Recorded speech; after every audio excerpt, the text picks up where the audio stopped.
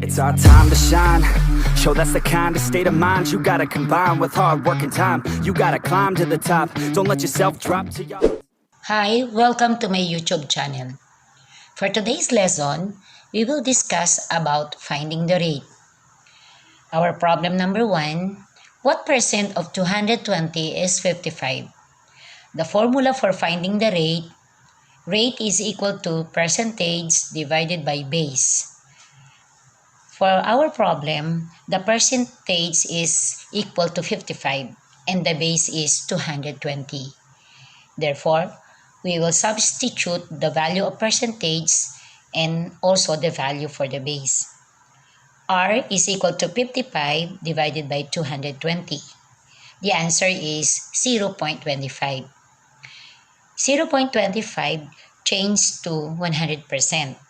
Therefore, the answer is 25%. Our example number 2 is an employee who earned 20,500 a month spent 2,500 for his monthly traveling allowance.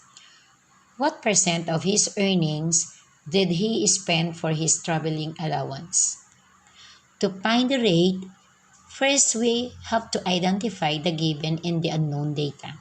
The given are base is equal to 20,500 and percentage is equal to 2,500. Our unknown is rate. To find the rate, we have to use the formula for R is equal to percentage divided by the base.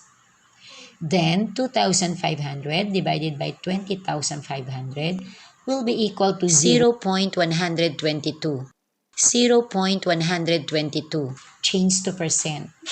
Multiply 0.122 to 100%. Therefore, the answer rate is equal to 12.2%.